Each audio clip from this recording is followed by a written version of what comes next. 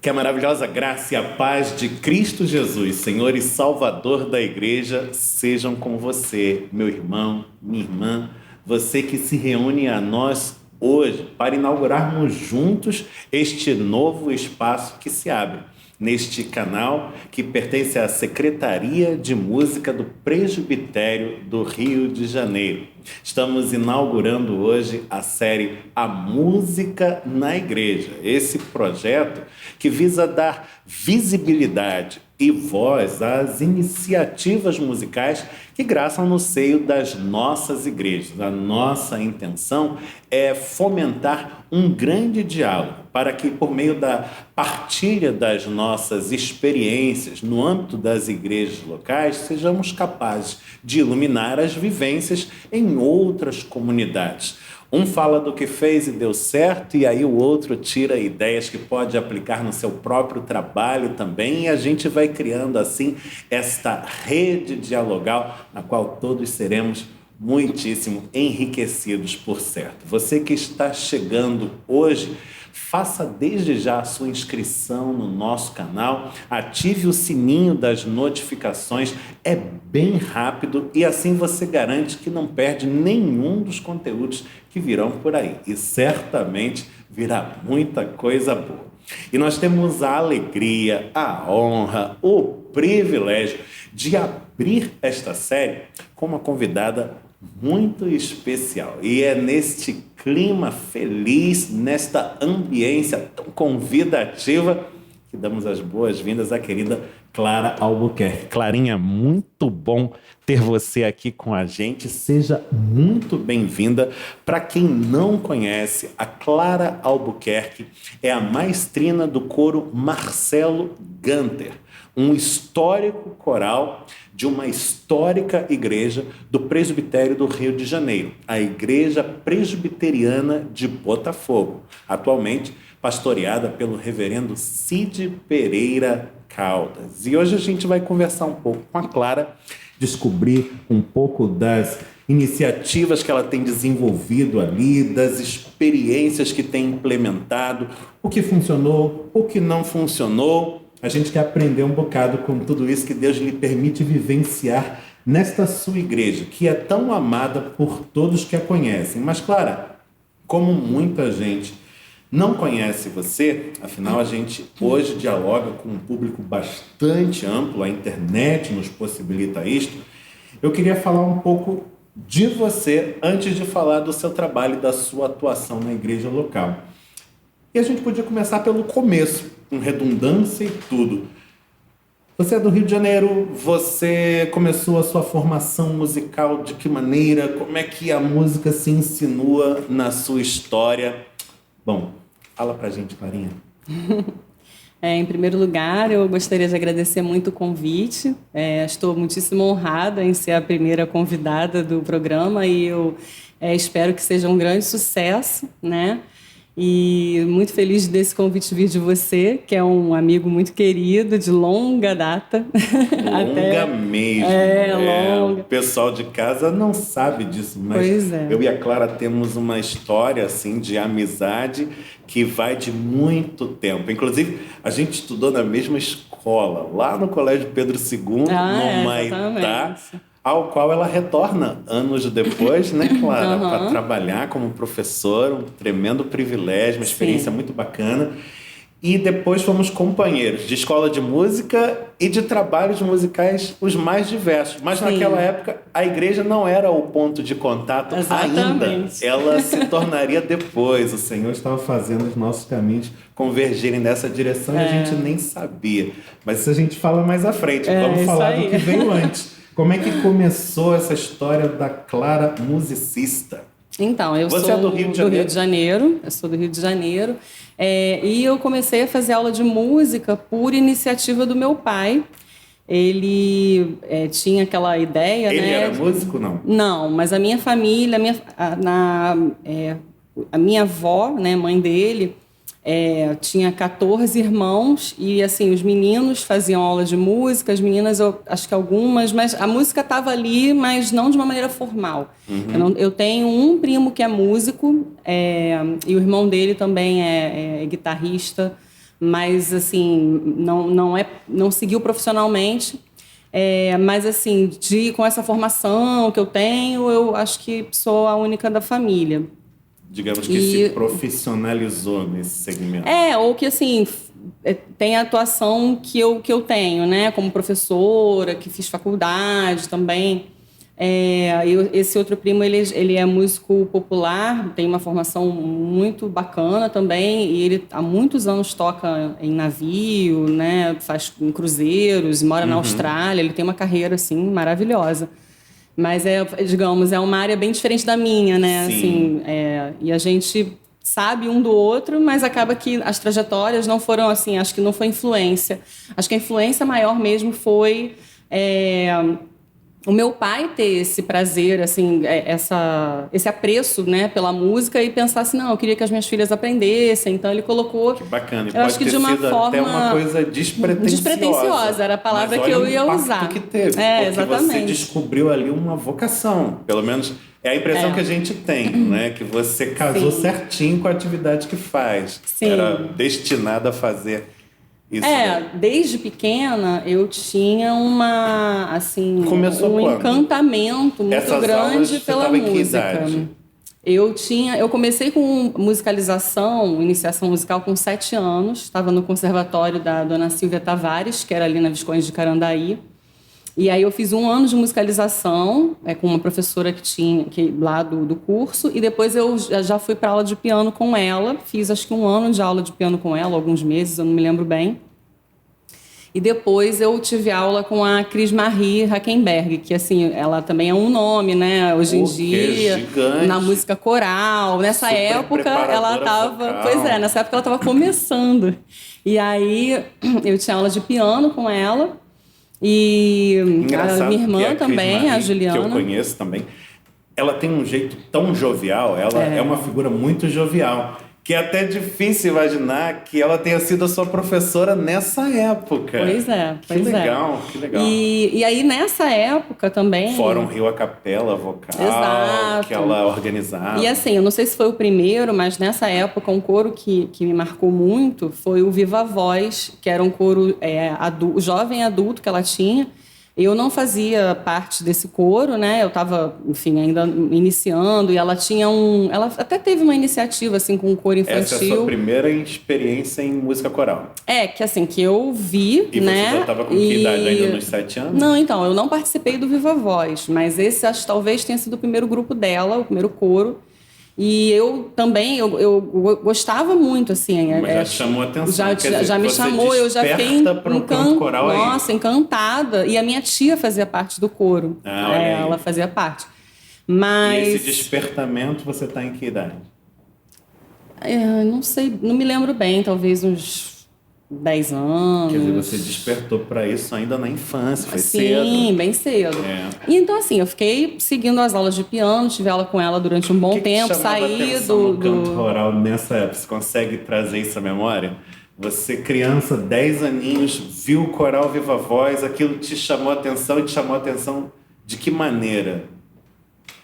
Eu acho que desde o início eu ficava encantada com os arranjos, assim, com as diferentes vozes, com a performance, né? Com a alegria das pessoas. Cara, de fazer... Você falou uma coisa que me remete à minha experiência de criança. Nossa! A minha tia, na verdade, e por causa do meu tio, sabe? Ela assim, tinha uma coleção de vinis, e aí de música clássica, tinha lá o Beethoven. Aí eu queria descobrir como é que fazia, né? Botava na vitrola, ouvia e tal. Aí, dali a pouco, era a música que se impunha. E o que me chamava a atenção eram os diferentes instrumentos soando ao mesmo tempo, cada um fazendo uma coisa diferente e tudo combinável. Eu achava aquilo fantástico. Passa por isso que você disse, as vozes diferentes que se somam e harmonizam. Eu achava isso lindo. É muito fascinante mesmo, né? A gente já criança sentia esse fascínio. E tem músicas que o coro cantava que eu me lembro até hoje. Eu lembro que eles cantavam aquele arranjo do Vira Virou, que assim, nossa, nunca mais esqueci. Era tão bonito, era tão emocionante, né? E tem essa coisa de emoção, né? A música vocal, assim, ela traz uma emoção. De os coros, né? Até hoje você ouve muito esse arranjo. Pois é, assim, as pessoas cantando com uma força, com uma alegria, né? Então isso realmente me impactava demais, assim. Porque o piano, eu sempre fui muito encantada pela música, né? Eu tinha, assim, não sei, a música me seduzia, me deixava assim, nossa, eu via as alunas, né, mais velhas tocando piano e eu ficava encantada também. Uma das minhas professoras tocava o rondola turca e eu achava aquilo incrível, sabe? Eu também ouvia as músicas nos desenhos animados, né? Chopin, aquelas mazurcas, né? E eu achava incrível, achava lindo. Mas eu ia assim, eu ia fazendo, né, as aulas, seguindo com o colégio, e depois eu saí desse conservatório, eu tive aulas particulares com a Cris Marie. Depois a gente foi para o Colégio Nossa Senhora de Lourdes, e aí lá tinha um curso de música, então eu continuei lá com as aulas lá. Mas você não se vinculou a nenhum coral ainda? Então, eu tive uma experiência coral com a Cris Marie, quando eu ainda estava lá, e ela fez um coro infantil, então foi a minha primeira, assim, a sementinha foi ali. Bacana. Né? A gente cantou também, não me esqueço, era um arranjo de Caixuva, que é uma música, acho que é tradicional, ela é portuguesa, eu não sei bem. Devia ser demais, né? Não, foi assim, foi uma coisa pontual, acho que não seguiu assim um tempo grande. O coro mesmo que ela tinha era Porque eu sou fã demais da preparação vocal que ela faz com os grupos, fico imaginando o timbre desse coro com a Clarinha Albuquerque lá cantando. Foi assim, não eram muitos alunos, eram poucos, a gente fez uma experiência assim, né? Não me lembro se ela deu continuidade a esse grupo. Porque o Viva Voz é que era o grupo mesmo, né? Tanto que no casamento dela, né, o grupo cantou, o coro cantou. Eu não me lembro se eu participei de alguma forma, mas assim, me marcava muito realmente esse coral. Bom, e aí eu fui seguindo com as aulas de piano e seguindo também com a escola e por conta da minha história de vida e também também da minha atração pela área de biologia e, enfim, desde pequena eu sempre gostei. Meu pai também se formou em biologia, além de odontologia. Então eu tinha vontade de ser médica, né? Eu queria fazer medicina. Você chegou a ingressar na faculdade de medicina? Então, cheguei. Aí, quer dizer, quando eu cheguei lá no ensino médio, eu continuei, eu tinha parado um tempo de fazer aula de piano, voltei, eu não me lembro, até estava tentando me lembrar, eu não sei como que eu cheguei nela, mas eu comecei a fazer aula particular com uma professora chinesa chamada Felícia Wang, que era professora do CBM de percepção, mas eu tinha aula particular com ela, na casa dela. E aí ela me falou do coro do Júlio Moretson, do coro Balcos. E eu estava, professor do Unirio, regente exatamente. do Camil, de outras coisas. Nossa, e assim, o coro do Júlio, maravilhoso também, maravilhoso. E aí eu fiz o vestibular para medicina, entrei, né, no curso. Aliás, aposto que o Júlio está acompanhando o nosso podcast. Vou mandar um super abraço para ele. Deus lhe abençoe. Nossa, muito, Júlio. Sabe que você mora aqui do lado esquerdo do peito, nos nossos corações. Eu também, assim, eu tenho uma gratidão imensa pelo Júlio e pela Madá, porque realmente eles fizeram muita diferença na minha escolha de vida, sabe? Minha escolha profissional. Eu tenho uma dívida impagável. Além de mestres, são amigos para a vida inteira. Eles foram meus padrinhos de casamento. E eu ainda morei com eles durante um tempo. Foram quase 3 anos. É verdade. E ali foi um aprendizado para a vida inteira, né? Não apenas musical. Eu aprendi, foi muita coisa. Aprendi a ser gente. Não, realmente assim, é uma gratidão imensa mesmo que eu tenho a eles. E, bom, eu cheguei a entrar na medicina, mas aí eu estava fazendo parte do coro, né, do Balcos, e tinha um repertório de música variado, assim, música brasileira, música barroca. E aí eu ficava, toda vez que a gente cantava, até a Madá brincava comigo, assim, porque eu pedia nos ensaios, vamos fazer aquela música. E a Madá, de novo, ela pedindo essa música. E eu queria sempre o repertório de música barroca, né? Aí Quando o Júlio... é que você despertou para essa coisa da música barroca, Então, da música antiga? foi aí. Porque aí a o gente Júlio... sabe que isso para você é coisa muito séria, muito forte, Sim. né? Para quem não conhece a Clara, além de ser maestrina, regente de coros, professora, ela tem todo um trabalho que ela desenvolve há anos como cravista. E é possível até que no nosso público haja pessoas que não sabem exatamente o que é um cravo. Uhum. O cravo é o pai, o avô do piano. Pode dizer assim, Clara? Explica pra gente. O cravo é um instrumento de teclado que tem enfim, ele tem uma relação com o piano pelo fato de ser que as cordas são acionadas pelo teclado, mas o mecanismo é bem diferente, né? O piano e vieram inclusive de braços diferentes, assim, de linhas de instrumentos diferentes. Desde a época do cravo já tinham instrumentos, ou teve uma tentativa, assim, uma experiências, né, que os construtores faziam. Então, eles até pensaram num sistema de martelos, assim, há muitos anos, né, antes do piano, de fato, começar a ser produzido. Mas essa ideia foi abandonada por um tempo. E aí, os instrumentos porque o cravo, ele veio da questão do saltério, né, e que você tocava com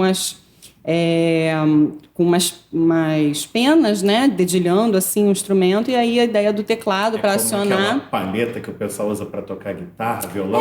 Sim, a ideia é essa, exatamente. Tanto que o som do cravo lembra um pouco esses instrumentos dedilhados, né? E aí, bom, o cravo tem então esse mecanismo que é a corda pinçada. Pelo saltarelo, que tem um plectro, né? E ele belisca a corda. Ele não é belisca, ele passa pela corda, né? E aí produz o som. Que o do piano. E é um som assim que depende da questão da articulação, né? Você não tem como fazer, como no caso do piano, bater mais forte ou mais fraco na corda, né? Então é sempre uma batida, digamos, igual. A intensidade então, não muda. A combinação das durações entre as notas é que vai fazer com que dê o colorido da música, né? A intenção. Quer dizer, lá na experiência do coro do Balcors, você desperta para música antiga. Sim. Esse despertar vai levar você na direção do cravo. Sim. Aí uma coisa que me deixa super curioso. Porque, por exemplo, eu saio aqui pela cidade do Rio de Janeiro, eu encontro umas lojinhas de piano. Tem poucas, mas tem. Mas e um cravo? Onde é que você encontra? Tem não compra em loja. disso aqui no Brasil, no Rio de Janeiro? Tem gente que faz esse instrumento. Como é que você acessa esse instrumento? Olha, que eu saiba, no Rio de Janeiro a gente não tem nenhum construtor. Os construtores, um construtor, que é o William Takahashi, que foi o do meu cravo, né? O construtor do meu cravo, ele mora em São Paulo.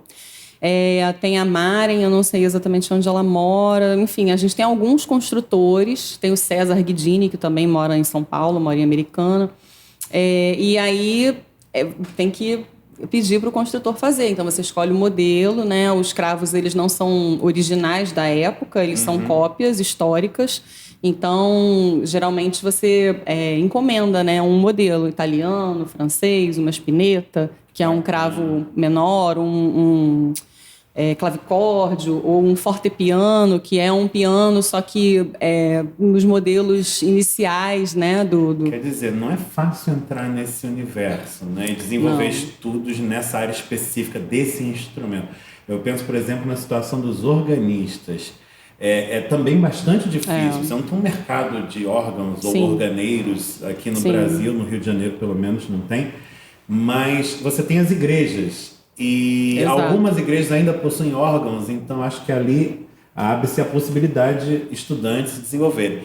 Mas o cravo não está aí nas igrejas e não está em lugar nenhum. É difícil de acessá-lo, né? Sim. E como é que você fez? Como é que você chegou ao cravo? Então, aí o Júlio, né, voltando lá à história do coral. Aí o Júlio falou, por que você não aprende baixo contínuo? Seria interessante, porque aí você ia poder acompanhar as músicas daqui do coro. E assim, para não dizer que antes do Júlio eu não tinha nunca ouvido falar em música barroca, eu tinha ouvido falar por conta da minha irmã, né, da Juliana, que você conhece, minha irmã do meio, que tocava flauta doce na época que a gente estava estudando lá no Nossa Senhora de Lourdes, e aí ela começou a fazer flauta doce. Depois até ela fez umas aulas de oboé. E ela tocava muito repertório da Renascença, né? Só que nessa época ainda estava muito distante para mim isso, né? A gente não tinha assim uma troca, né, em relação a isso.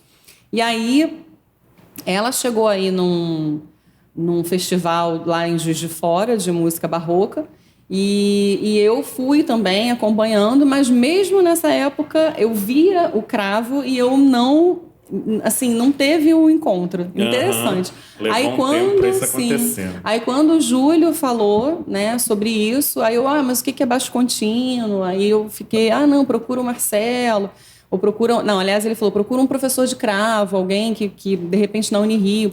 E, ao mesmo tempo, eu estava fazendo aula de canto com a Madá. E a Madá ficava, Clara. A Madá é a Madalena Neri, que é a esposa do Júlio Moretti, também super cantora, Calíope, né? Sim, e aí ela falava, Clara, por que você está fazendo medicina? Vá para a música. O que você está fazendo na medicina? Você tem que ir para a música. Era inconciliável? Não, de fato, porque você acabou fazendo uma opção, não foi? Você não concluiu o curso na área médica. Não. Mas era inconciliável de fato? Inconciliável, com certeza. Você hoje não tem nenhum tipo de arrependimento? Puxa, podia ter... Não, era para fazer uma escolha mesmo. Não tinha. Não tive arrependimento. Eu tive, assim... eu acho que só a dificuldade de abrir mão, porque eu nunca gostei de deixar nada pelo meio do caminho, né? Então, assim, foi um conflito para poder assumir que eu não ia terminar o curso, né? De levar as coisas até o fim. Foi muito difícil, assim. E, felizmente, nessa época eu já estava na análise. Você é assim com livro? Você pega um livro para ler, aí você está no meio, não te encantou tanto, aí você vai até o final, que você não pode largar da metade. Eu tenho esse toque, é um negócio meio maluco. O livro está me entediando, mas eu não consigo largar. Eu acho que eu tenho que ir até o final. Não, mais ou menos. Acho que mais com os projetos. Eu achei que ia encontrar alguém parecido para me sentir mais normal. Acho que comigo mais são os projetos, as ideias. E eu ficava assim, poxa, eu já investi, né? Já cheguei na metade do caminho, ainda falta só a outra metade. E não saber... Porque assim, eu acho que até na música a gente aprende muito isso, né? A gente começa, às vezes, a fazer uma coisa ou, de repente, vai para uma oportunidade que não é tão, assim, não traz um retorno tão grande de início, mas abre portas, né, lá na frente para outras coisas. É verdade. E aí eu ficava, poxa... Tem gente que é assim já nos primeiros estudos, né? O cara começa a estudar a música... Aí a sessão A é bem tranquilinha, aí ele consegue, executa. A sessão B é difícil, aí ele já larga a música de lado e passa para outra. E aí tem um repertório imenso de músicas parciais. Não tem uma música que ele toca inteira. Mas eu digo assim... Tem muito aluno de música que é assim, né? Mas assim, o que eu estava querendo dizer no sentido assim, de que quando você pega uma oportunidade de trabalho, né, às vezes aquela oportunidade de trabalho, naquele momento você fala, nem é tão vantajosa, mas aí aqueles contatos, aquelas coisas vão te abrir outras portas. E eu ficava, poxa, eu até agora, na medicina, eu ainda estou na parte formativa. Sim. Eu não sei o que lá na frente, né, caso eu terminasse o curso, vai me abrir, mesmo que eu, assim, não me visse, né, tipo... Que também teve isso, né, um ambiente hospitalar, um ambiente muito... difícil, né? As pessoas não vêm só... Casa muito a música com a área médica, né? Musicoterapia e outras coisas assim. Né? Sim. Mas, assim, a questão é, quando eu estava no hospital, né, além das doenças físicas, né, que as pessoas tinha a parte emocional também, que era muito, muito difícil. Tinha a questão mesmo da formação do curso, da competitividade entre os alunos, uma série de questões que eu assim, quando vi, eu falo, eu não sei aonde eu vou me encaixar aqui, né? Eu não sei se eu vou querer ir para um hospital, se eu vou querer clinicar. E aí, mas ao mesmo tempo eu pensava, bom, mas se eu tivesse terminado, talvez eu encontrasse um caminho, né? Encontrasse uma oportunidade, uma possibilidade que eu não estou vendo agora. Só que o lance é que eu até tentei conciliar. Você acha que essa vivência que você colheu, mesmo de uma formação parcial, ela ficou perdida? Não, ou ela nunca até hoje perdida. Soma com a sua atividade principal? Ela contribui? Eu não acho que ela contribui com a minha atividade principal, assim, muito objetivamente, mas ela me ajudou Eu acho que mais no sentido pessoal, assim, de saber como lidar com certas questões que eu passei com a minha avó, com certas questões, assim, de tomar uma atitude em relação a um encaminhamento de saúde na família. Eu acho que valeu para minha vida, sabe? Minha vida pessoal. A vida profissional, eu acho que valeu mais a minha trajetória mesmo anterior ao curso e depois como que eu fui no curso de música descobrindo as minhas potencialidades. Porque eu não tinha vontade de fazer música antes porque eu achava que eu não ia conseguir, que eu não ia ser... eu tinha dificuldade de me ver como uma pianista concertista. Eu tinha um certo medo assim, do piano.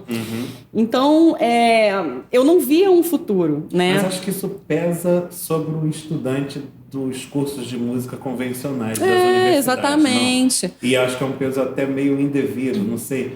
Mas eu acho que eles entram no curso e já tem essa coisa em cima que você vai se preparar para realizar um concerto. Sim. E no final, sei lá, um percentual ínfimo daqueles que vão ficar à frente da orquestra no dia e fazer um concerto. A maioria vai trabalhar de outras formas. Né? Só que acabou que quando eu entrei na música, eu comecei a ver justamente... Porque, em princípio, assim, voltando à história da Madá, ela falou, não, faz a música pelo menos de hobby. E eu pensava assim, bom, eu tenho lacunas, eu quero estudar harmonia, eu sei que eu posso me aprofundar em certos conhecimentos para mim, para o meu, a minha fruição. Então, eu vou fazer música de hobby. Aí eu comecei a fazer música e justamente no curso eu comecei a perceber como que... como adequava, sabe? O desconforto que eu sentia na medicina era exatamente o oposto que eu me sentia na música. Todas as disciplinas, parecia que tudo tinha sido feito para mim, tudo sabe? Impressionante. Da aula de expressão corporal, a oficina de coral, a história da música. Eu estava assim, era leve, né? Era fácil.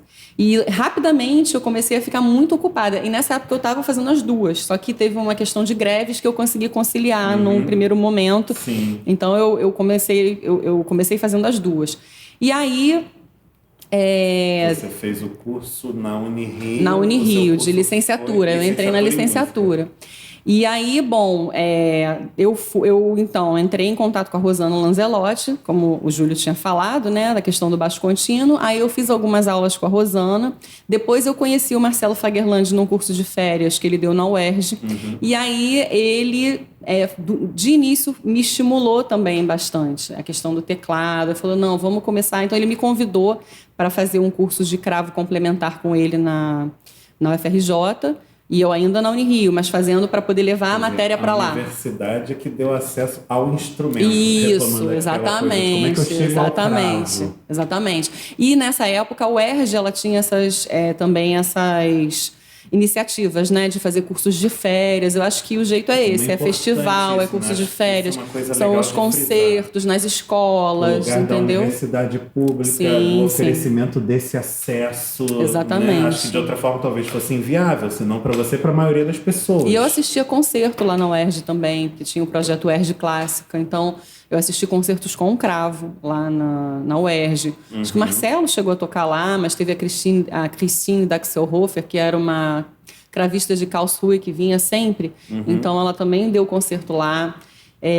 Enfim, e aí eu comecei a fazer aula com o Marcelo, e o Marcelo falou, não, vamos começar do início, devagar, e faz o que você achar, né? Vai indo no seu ritmo. E então eu me senti acolhida, sabe? E o curso, de repente, eu me vi fazendo 11 matérias, assim, um monte de matéria, tocando na orquestra da Unirio, fazendo contínuo na orquestra da Unirio. Então, assim, o que a medicina se refletiu na minha vida? Eu acho que a coisa também que mais refletiu é a minha organização de tempo. Eu acabei virando, assim, fiquei muito ocupada com 1000 atividades, assim, num ritmo que eu tinha quando eu fazia medicina, e aí continuei com esse ritmo na música. Isso na sua vida hoje? Seu ritmo de vida desacelerou ou você continua fazendo 1000 coisas ao mesmo tempo? Então, eu venho também... Será que era daquele momento? Batalhando fortemente... Ou é da sua natureza? Eu venho batalhando fortemente na análise para tentar ter uma vida mais de qualidade. Assim, mas, não é fácil. Eu gosto de fazer muitas coisas diferentes e... eu sou assim também. Muitas coisas mesmo. Mas a questão da vivência musical. Eu já tive momentos de eu ter 5 empregos diferentes. Eu lembro de você cantar, eu lembro de você tocar diferentes instrumentos, eu lembro de você dar aula na escola, você dá aula na escola de música, você dirigir coro em igreja, você fazer 10 coisas ao mesmo tempo. Já dei aula na creche da minha filha, fiquei um tempo dando aula lá, dei aula foi no... sua aluna lá? Foi. Ela era boa aluna? Mais ou menos, ela era muito pequenininha, né? Então, assim, ela não gostava muito da ideia da mãe ser professora, assim, então ela era meio rebelde, ela não queria fazer a aula. Você já vê traços de alguma inclinação para música nela? Sim. É? Não que assim, não sei se ela vai seguir profissionalmente, nem é a minha intenção. Pra onde escapar, né? Porque é do lado da mãe, do lado do pai. Mas assim, ela tem... eu sinto, como eu sentia, né, quando eu era pequena, que a música é uma forma dela se expressar, dela estar no mundo, né? Então, tipo, ela canta o dia inteiro. Ela canta desde tomando banho. As minhas são assim também. Pois é, ela assim... Mas você sabe que eu era os assim? filmes, né? Eu cantava o As tempo trilhas inteiro. dos filmes tocam muito ela, né? Então, ela, essa semana mesmo, ela estava vendo Frozen 2, aí ela fica cantando a música da Elsa. Não, é uma outra, aí é do 2, né? Mas assim, ela fica profundamente tocada, emocionada com a música. Bacana. Então, até assim, ela trocou de escola recentemente, né? Foi sorteada para o Colégio Pedro II, então seguindo olha aí. Pois é, seguindo essa história, né? Tá no Pedrinho do Maitá. E ela entrou pro coral do Pedrinho, né? Bom, assim, eu fiz a inscrição para ela fazer parte do coro, justamente porque eu entendia que ela podia ter uma ligação afetiva, né? Construir uma ligação afetiva com a escola via coral, nesse momento de transição, que é um momento tão delicado, né? Bacana. Então, justamente pegar uma expressão dela, uma coisa que é tão natural para ela e tão afetiva, e fazer esse vínculo com a escola, né? Então, e deu super certo. Ela está muito feliz, ela está adorando, né? Enfim. Promissor. Aí a gente chegou na Clara, que é super musicista, que faz 10 coisas ao mesmo tempo na área musical, que toca cravo, instrumento que ninguém nem nunca viu, e música barroca. Que depois da licenciatura eu fui para o bacharelado em cravo. Eu terminei a licenciatura e fiz o bacharelado com o Marcelo. Que bacana. E na licenciatura tive umas aulas de regência coral, mas assim, no coro mesmo, tipo, participei de alguns coros lá na licenciatura, fiz parte do coro da ProArte, né? E a formação foi indo assim, né? Junto com o cravo, indo por aí. Bacana. E você cada vez mais motivada. Eu já tô assim, ofegante de tanta coisa que você fez. Mas você super animada. Só que nisso tudo, a igreja não entrou em cena ainda. Exatamente. E quando é que a igreja entra em cena? Como é que esse casamento acontece?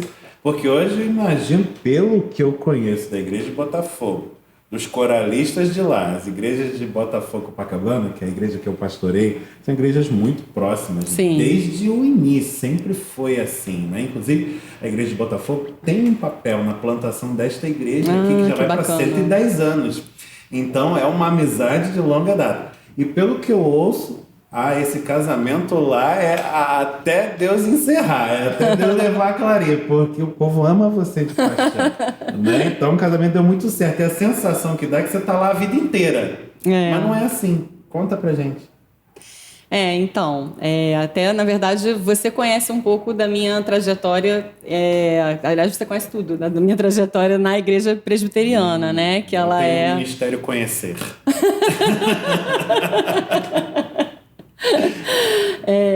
Assim, a minha relação com a igreja também veio do meu pai, né? Assim, só que eu tenho uma trajetória muito longa na igreja católica. Seu pai era super católico. Super. Né? Então, assim, a gente desde pequena... Ele conta, eu não sei qual é o nome, se tem um nome para essa função, mas que ele cuidava das vestimentas dos sacerdotes, dos padres. Porque ele estudou, isso, né? Ele estudou num colégio de padres, isso né? se reflete no cuidado que ele tem com a liturgia, o preparo do santuário. Exatamente. Né? Para quem não sabe, seu Ricardo, aliás, certamente está nos assistindo. Beijo no seu coração, seu Ricardo sabe que eu te amo demais. O seu Ricardo, ele tem uma sensibilidade artística muito grande, e especialmente para as coisas visuais. E ele, há alguns anos, ele desenvolve essa coisa de ornamentação com flores, arranjos florais. A igreja de Botafogo é privilegiada, porque ele faz um trabalho lá que você não encontra em lugar nenhum. Você entra aquelas flores, aqueles arranjos lindos. é um eco dessa vivência, né? Acho que sim. é uma atualização disso. Naquele contexto era daquela forma, nesse novo contexto é verdade, dessa, né? De certa forma, sim. E ele tem uma sensibilidade, ele gosta muito de flores, ele estudou algumas coisas sobre isso. E uma coisa, sem te querer te cortar, mas enriquecendo, ele tem uma percepção que eu tenho também, que beleza não é acessório de luxo, não é uma coisa supérflua. Beleza é uma coisa fundamental. Ele ficava incomodado enquanto não via aquela beleza acontecendo no santuário. Ela é fundamental para a vida, sobretudo para o culto, porque é a celebração da vida, né? Você partilha disso também. Exatamente. Assim, ele diz, né, ele conversou algumas vezes com o reverendo Cid, que os arranjos dele tinham, inclusive, um simbolismo, né? E era, de certa forma, uma maneira de louvar. Então, tinha um simbolismo ali, Olha, né, que implícito. Bacana esse conceito, Sim, hein? Expandindo a ideia de louvor. Sim, que exatamente. No jargão do povo, louvor é o cântico sacro. Vamos dizer assim, a música que você canta na igreja. Mas louvor é muito mais que isso, né? Porque também, assim, acho que você pode louvar com diversas formas artísticas, diversas manifestações artísticas. O mundo não louvaria. Exato. Né? Mas, assim, no caso, ele em forma de arte, né, e de uma arte com flores, ele também estava devotando, né, um serviço, digamos, depositando um talento dele, né, a Deus e a obra de Deus. Então, eu acho que é um pouco por aí também, né? Que bonito. Sim. Agora me perdi na pergunta. A gente vai nos assuntos, né? Não, eu estava perguntando como é que minha história na igreja eu estava falando do meu pai, esse justamente. Casamento que parece que é de vida inteira. Parece que você está lá desde que a igreja foi fundada. E não é assim. É porque a vivência foi muito intensa. Sim. Mas então, é recente, relativamente recente. Sim, recente. Na verdade, assim, já tem um tempinho, né? Eu entrei lá na Igreja de Botafogo para ser organista, né? A convite do Rigoberto, em 2006, se não me engano. Olha aí, recente entre aspas. Pois então. E aí eu me tornei regente do coro em 2008. Mas nessa época eu ainda não era presbiteriana, né? Então, assim... regente do coro há 14 anos. Bastante tempo. Nossa, esquece a ideia do recente, você tá lá um tempão. É que o tempo voa.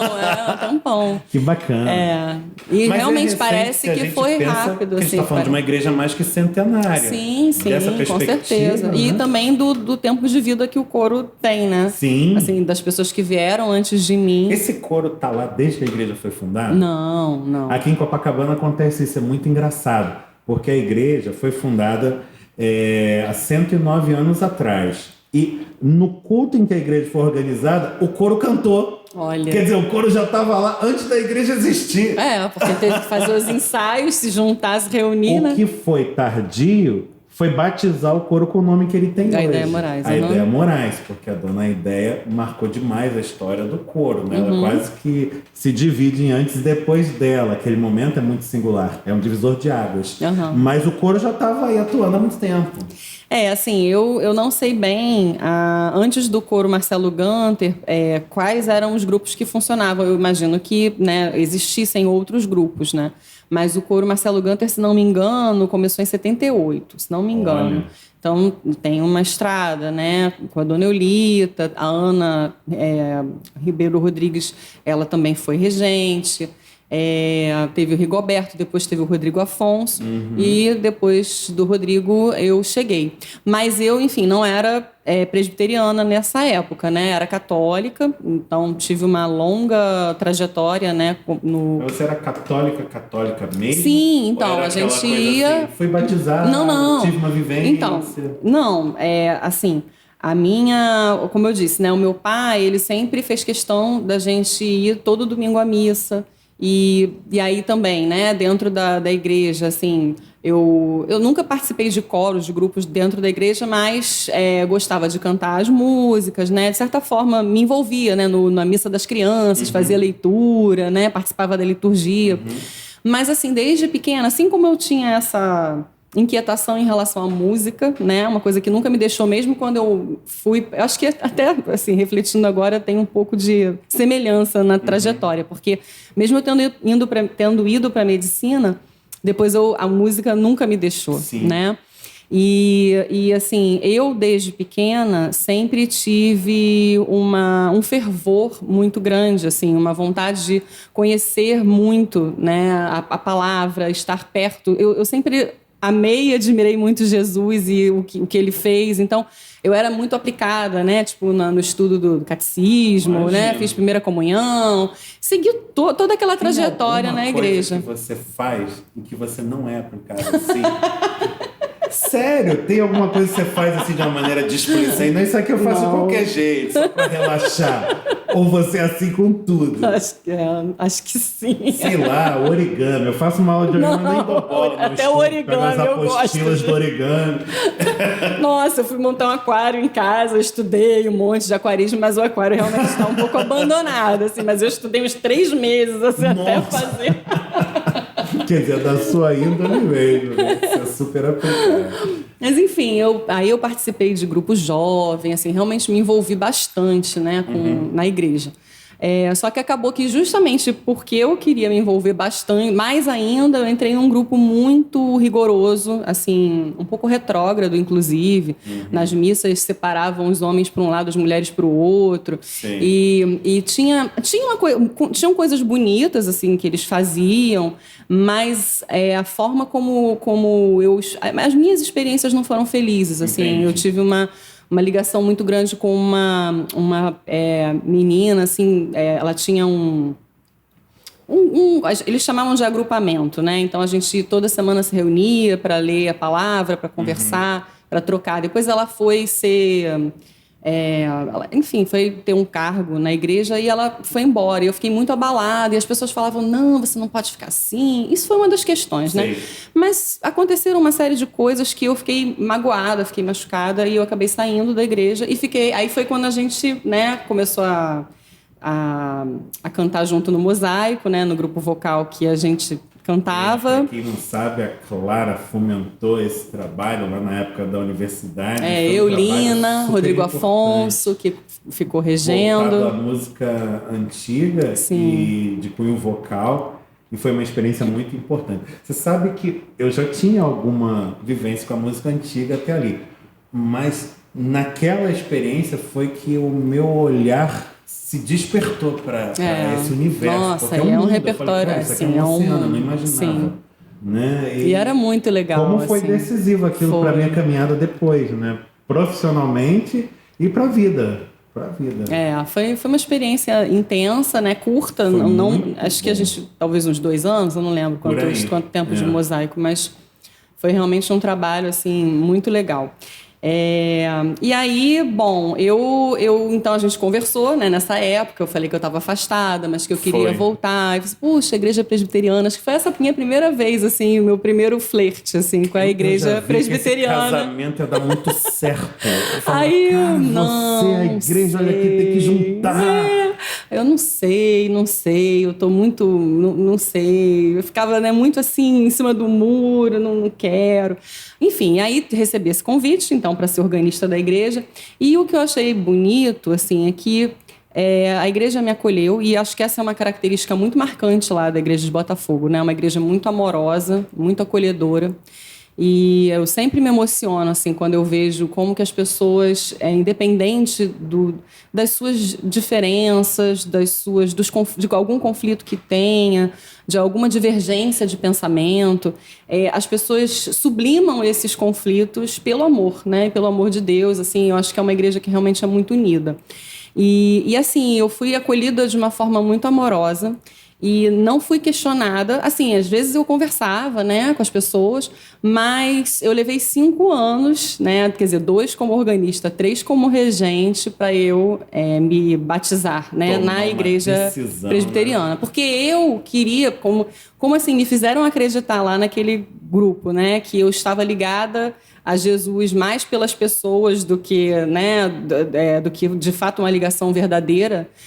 eu falei, não, eu não quero agora me sentir como se eu estivesse entrando para um clube ou Sim. entrando para algum lugar para ser aceita. Atendendo uma demanda social. Exatamente. Eu falei, não, eu quero que seja algo de dentro para fora e que eu nunca mais saia, que eu nunca mais desista. Mas você vê que bacana que a música foi a sua porta de Exatamente. entrada. E foi assim, intencional. Quando eu aceitei o convite, eu falei, essa é a minha chance. Aí você coloca isso num plano maior, assim, digamos, da perspectiva da eternidade. Quer dizer, lá nos 5 aninhos, 7 aninhos, que você começa a ter as suas primeiras experiências musicais e cara, Deus já tinha um propósito em tudo aquilo ali, vai fazendo sua caminhada convergir para esse ponto. Exatamente. Isso é muito bonito, né? Sim. Até arrepia. Você e pensa, fora, assim, e outras pessoas também que eu soube, né, que a gente tem lá, né, que convivem com a gente, que fazem parte do coro, que inclusive entraram na igreja ouvindo o coro cantando na escadaria, estavam passando pela rua. Isso tem muito mesmo. A gente tem a nossa querida Mary, que sempre faz questão de contar, né, que ela ouviu o coro cantando na escadaria. Certamente ela está ouvindo. Um beijo para você, Mary. E aí foi assim que aconteceu com ela também. O coro cantando, ela gostou, se aproximou e hoje hoje não, já tem tempo. Uma canjica. Que só eu e o Reverendo Miguel sabemos. E o Alfredo, abraço para o Alfredo também. Bom, e enfim, aí foi isso. Eu só queria realmente ter essa experiência, se fosse de dentro para fora, e ela foi acontecendo no meu tempo, né? E foi assim, natural esse trabalho. Imagina, você chega naquele ambiente, é um ambiente que já está formado, não é de agora, é uma igreja centenária, um coro que está lá desde 78 cantando e tal. E esse coro já tem um perfil, ele já tem uma identidade, né? Sim. E você tem uma outra bagagem, uma vivência que vem de fora. Essa harmonização foi simples, foi natural, foi fácil? O que exigiu de você? Eu acho que assim, no início eu fui me servindo um pouco do repertório que já tinha lá, mas até era uma coisa assim que... Mudou muito? É uma coisa que eu sinto. Coro, desde que você eu chegou? não sei bem, porque assim, quando eu fiquei muito pouco tempo com o Rigoberto, então eu não sei assim, muito bem qual é a experiência anterior ao Rodrigo. Quando o Rodrigo chegou, eu já trabalhava muito com o Rodrigo, então a gente foi... Inclusive a gente conversava, pensava junto no repertório, sabe? Então já foi ficando com uma cara mais... uma transição. Exatamente. Isso, e aí depois, o que acontece? Eu sinto que o fato da minha tradição, né, musical ter sido na Igreja Católica e não conhecer essa tradição tanto da Igreja lá de Botafogo, mas essa tradição mesmo da Igreja Presbiteriana, para mim é uma dificuldade maior. Eu preciso pesquisar, eu preciso conhecer. Às vezes eu trago achando que é uma grande novidade. Não, a gente já cantou essa música 1000 vezes, assim, né? Então, tem esse lado. Você acha que ganhou com isso, digo, essa pesquisa? Então, tem esse lado. Você? Com certeza, com certeza. Na verdade, assim... Te surpreendeu? Sim. Coisas bacanas que você descobriu ali que você nem sabia que existia? Com certeza. Interessantes, com certeza. Assim, a minha experiência com música na igreja é outra, né? Depois que eu entrei na presbiteriana, eu acho incrível como que a igreja, como um todo, é musical, né? E, assim, as pessoas cantando dos hinos congregacionais, a qualquer grupo que você proponha na igreja, em qualquer departamento, que seja no departamento infantil, os homens... todos sabem cantar, né? Porque essa experiência é muito forte, né? Nas igrejas evangélicas, de uma forma geral, né? Na igreja batista, muito, presbiteriana também. Então, assim, isso sempre me chamou muita atenção, porque na igreja católica, infelizmente, hoje em dia, a gente já não tem mais essa realidade. Já teve, né? No momento que eu nem nunca vivi, que eu só vejo hoje em dia pela minha pesquisa, né? Que eu trato do século XIX, e eu sei que nessa época tinham orquestras e coros nas igrejas. Mas, hoje em dia... A música na igreja presbiteriana é muito mais rica, né? Então, isso sempre me chamou atenção. E, com certeza, eu conheci muitos repertórios. É o seu culto. Essencialmente é o seu culto. Claro que é muito mais coisas do que o culto, mas o culto é a essência de tudo. E você não consegue pensar o culto sem música. Exatamente. Né? Então a espiritualidade da igreja está muito atrelada. É toda mediada música, pela né? música, toda mediada pelo louvor. Isso é tremendamente Exatamente. bíblico, né? A Bíblia tem um livro inteiro dedicado à música, o livro dos Salmos. Dos Salmos, exatamente. Né? Então acho que fala muito da nossa identidade. E nessa vivência, você... Eu olhando de fora, eu tenho memória do coro Marcelo Ganter de vivências anteriores à sua atuação ali. E eu percebo que a sonoridade do coro mudou um pouco. Uhum. E isso não é só porque mudaram as pessoas, porque muitos componentes daquela época continuam lá. Sim. E claro, há sempre uma renovação natural. Sim. Gente que se afasta, gente até que vem a falecer, outros que vão chegando. Mas acho que não é só isso. A sensação que eu tenho é que há um direcionamento diferente. Digo, o som que você tenta tirar do grupo não é exatamente o mesmo que regentes anteriores tentaram extrair. Eu acho que isso é natural. Cada grupo tem o resultado do esforço do seu regente e da sinergia dos coralistas. Mas eu queria que você falasse um pouco de que som é esse. O que você busca extrair dali? Em que medida isso determina, por exemplo, a seleção do repertório que você faz? Fala um pouco disso pra gente. Então, eu, mais uma vez... Eu não vejo, por exemplo, um timbre de coro de ópera. Sim, com certeza, não é? Não é a sua busca. O que você busca? Então, eu acho que tem, além do que eu busco, mais uma vez, eu acho que o que a gente faz sempre se remete à nossa trajetória. Então, a minha trajetória, ouvindo esses coros que eu ouvi, fazendo parte do coro de câmara da ProArte com Carlos Alberto Figueiredo, coro do Júlio, né? Tendo estudado regência, sido regida por eles, né? Então, o próprio Rodrigo, que também, né? Enfim, fez depois uma trajetória na Alemanha, mas tinha uma regência também mais flexível, né? Mais sinuosa. O Júlio trabalha com vozes líricas, mas ele também trabalha com vozes brancas e ele busca uma sonoridade que é flexível, que é cheia de nuances. A minha experiência com a música barroca, isso estou falando do ponto de vista musical, né? A minha experiência com a música barroca, com a questão dos contrastes, né? Claro, quando a gente faz uma música romântica, já vão ser outras exigências, mas eu acho que toda essa bagagem, né, eu levo para lá. Mas o que eu busco, né, eu não busco vozes líricas porque a gente não tem assim um grupo que tenha a formação, né, e que tenha esse tipo de emissão, né. Acho que nem a minha emissão é lírica, né, enfim. Eu procuro que as vozes estejam timbradas, estejam afinadas na medida do possível, né, que tenham um equilíbrio entre os naipes. E em relação ao repertório, eu busco fazer um repertório variado.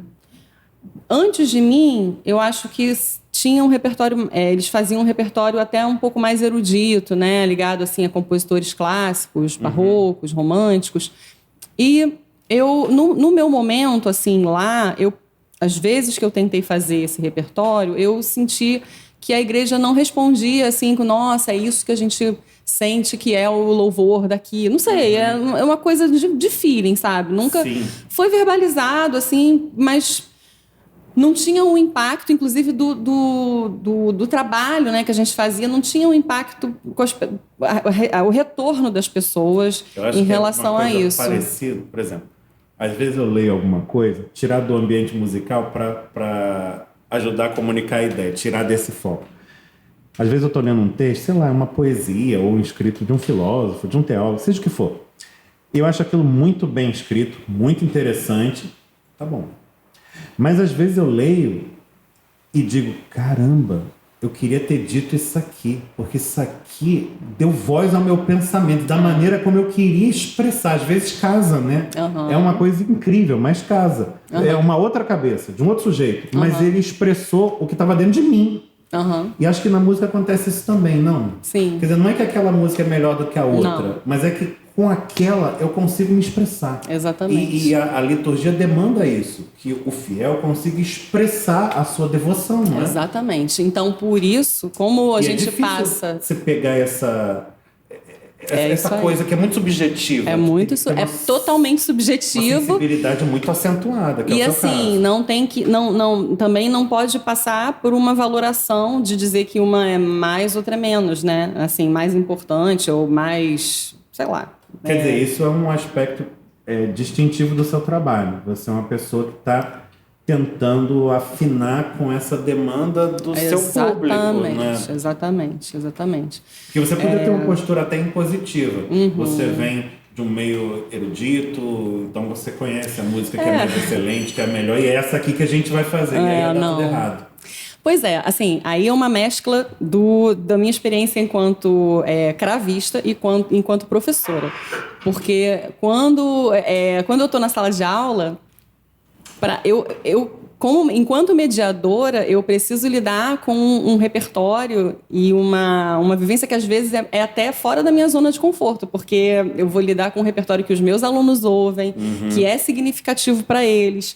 Então, eu preciso entender que o professor não é justamente esse que impõe. Claro, a gente troca, né? Eu tenho coisas a dizer para eles e eles têm coisas a dizer para mim.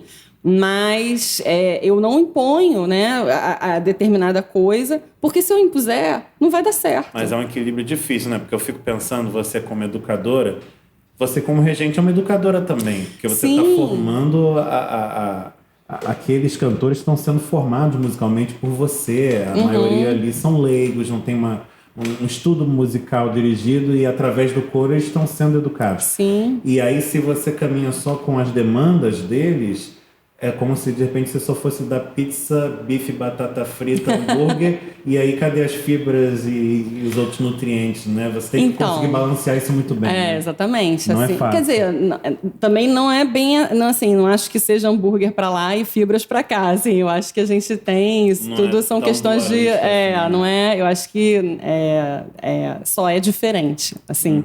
E eu acho que tudo pode ser trabalhado, né? Mas eu me lembro de pregar em Botafogo, e aí não tinha tanto tempo que você havia assumido o coro, mas o coro cantou uma música que no final ele cantava batendo palmas. Eu nunca vi isso no coro de Botafogo. Já vi outros lugares, um monte de lugares, mas no coro de Botafogo não. Você ia lá, você ouvia Bach, Handel, Mozart, era uma coisa diferente. E achei aquilo um barato, porque trouxe um frescor de novidade muito grande. Mas não era só isso. O brilho no olhar dos coralistas. Eles estavam vivendo a música. Eu achava aquilo incrível. Pois é. Então, aí é que tá. Eu poderia trazer para o coro música barroca, que é, digamos, o que eu faço, né? Eu conheço. Só que eu acho justamente isso, que... e aí, pensando naquela ideia, né, também da música sacra, né, que por mais que a gente tenha uma associação da música sacra pela sua essência, né, à música erudita, né, porque a notação musical saiu da música sacra justamente, né, foi para fora dos muros das igrejas, mas começou ali, né. E existe essa associação natural, e aí começa a haver uma questão assim de valoração, né? Então, a música erudita é mais sacra do que um outro tipo de música. E quando a gente pensa assim nessa questão da música sacra, não. A música sacra, primeiro, claro, ela precisa ter uma letra que seja bíblica ou que traga a mensagem, né, de Deus, a palavra de Deus, e uma mensagem de amor, de esperança, que seja teologicamente coerente, mas ela precisa refletir a devoção daquele que canta. Ela precisa ser verdade para quem está louvando e também dentro daquela comunidade. Então, se você vai me perguntar, você pode dançar cantando, né, louvando, isso é música sacra? Você pode bater palma? Você pode tocar, sei lá, qualquer tipo de instrumento que seja? Pode tocar cítara, pode tocar calimba, pode tocar... Enfim, qualquer instrumento. Sim, pode, dá para fazer música sacra dessa forma. Desde que aquilo seja uma verdade e uma forma de se expressar, uma forma de louvar daquele grupo. E aquele grupo entenda aquilo como um louvor. Então, eu nunca quis... que torna a música sacra. A sacralidade não é um elemento inerente a ela. Sim, porque, inclusive, a música sacra, né, que é chamada sacra pelo fato de ter sido composta para a igreja e com letras bíblicas, ela também foi tirada do seu contexto e foi para um ambiente de concerto, por exemplo. Que aí vai a minha vivência também do Vivaldi e aqui, exato. Naquele contexto e no coro de câmara também, né? O Carlos Alberto, inclusive, às vezes ele fala, não, nosso repertório é todo de música sacra, mas essas pessoas estão louvando quando elas estão cantando aquele repertório? Não, elas estão fazendo uma performance que tem outros elementos que estão postos em evidência, né? E aí, quando você está na igreja, qual é o objetivo da música ali, né? É um momento de contrição, é um momento de adoração, é um momento de entrega, né? De devoção, aliás, é um momento Carlos Alberto Figueiredo, grande maestro da música coral, está ouvindo o nosso bate-papo. Poxa, gratidão também, um grande abraço. Um beijo em cada bochecha. Com certeza, grande mestre. Também. Com certeza. E, enfim, então você tem, dentro da música da igreja, você pode usar a música, claro, ela não pode ter uma letra que não seja condizente, né? Mas não é só a letra, né? Então, ela tem que ser uma verdade, ela tem que ter as pessoas que estão cantando têm que entender aquilo como um louvor, né? E aí, por isso, a minha preocupação em fazer um repertório bem variado. Não só por causa daqueles que estão cantando, que eu sei que lá tem gente que gosta de corinho, tem gente que, né, gosta de cantar com banda, tem gente que gosta de música erudita. Às vezes eu escolho uma música e eu já sei quem é que vai gostar da música. Às vezes eu faço uma música no culto e eu falo, essa música aqui é pra fulano. Assim.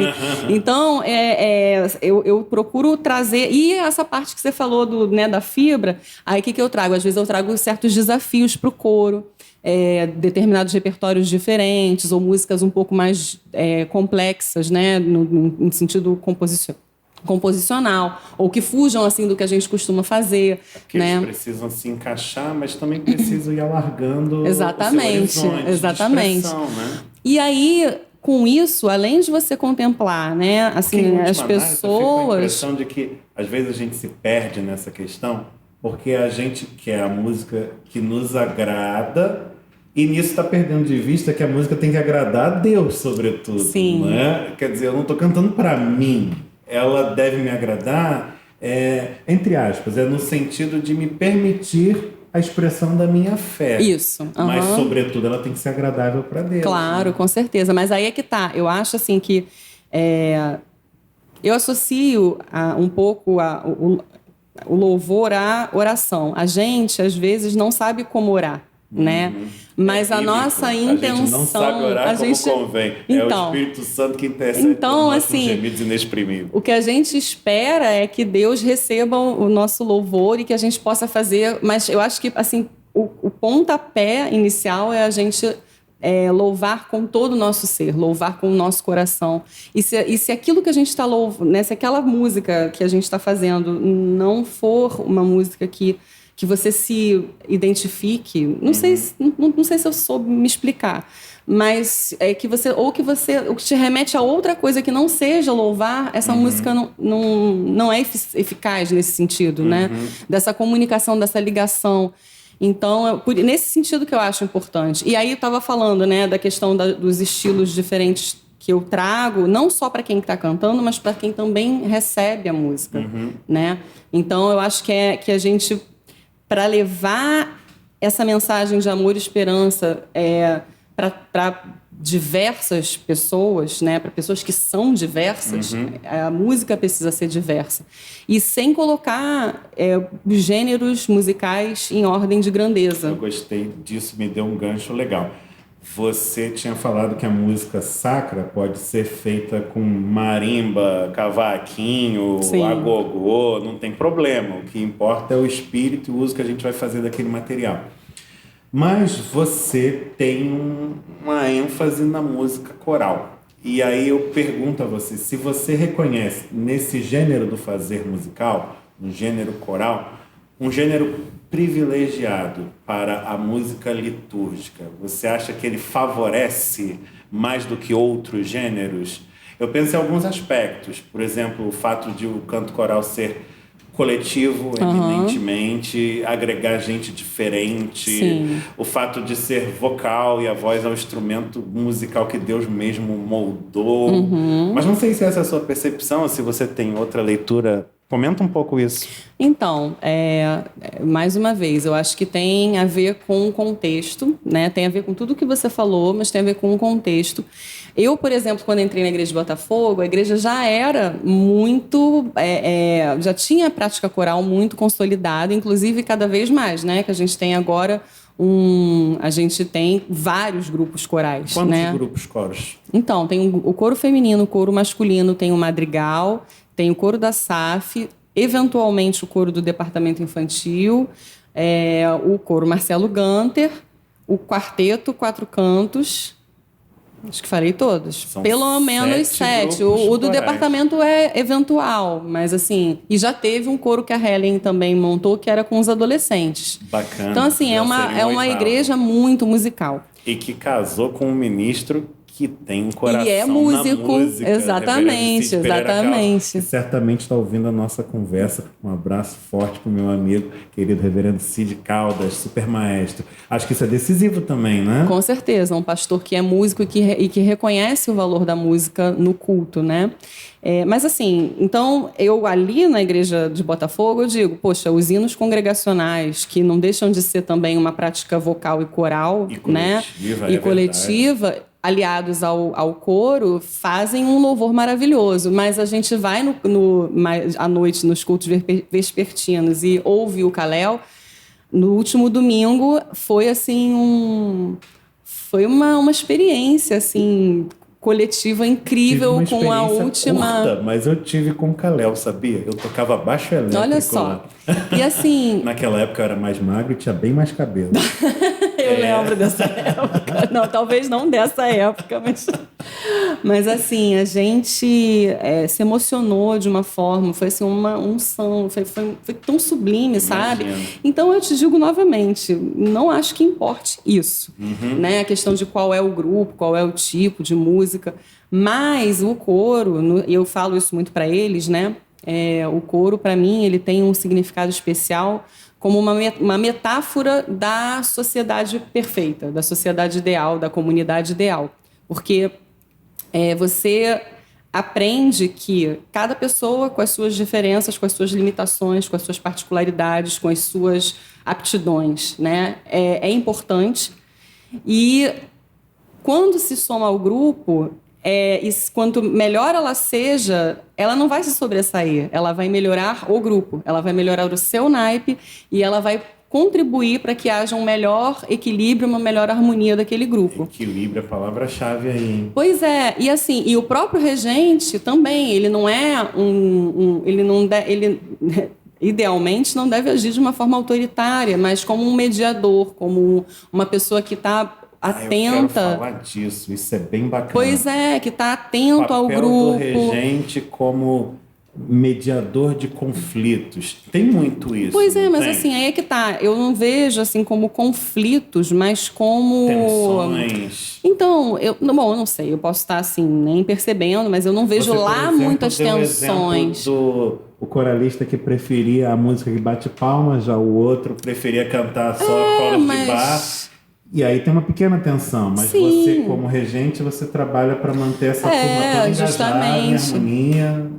Exatamente. Mas assim, os conflitos, assim, pelo menos eu não vejo aparecendo, né, muitos conflitos, mas eu acho da comunidade como um exatamente. todo, né? É uma mas a gente vai assim tentando fomentar, né, que as coisas apareçam, que as pessoas se coloquem, né? Assim, então eu acho que a ideia é mais essa, né? E de assim propor, e às vezes eu proponho e a coisa não emplaca, entendeu? E aí, não, vamos então mudar, vamos fazer diferente. Ou então o pessoal, poxa, isso aí que você está propondo é muito difícil, vamos encarar? Não sei. Aí eu, não, vamos, entendeu? Apesar de heterogêneo, caminha junto, né? Consegue manter um foco e caminhar junto. E a gente percebeu isso muito... Isso não fomenta a unidade da própria comunidade? Com certeza, Digo, com certeza. O coro como um catalisador dessa união.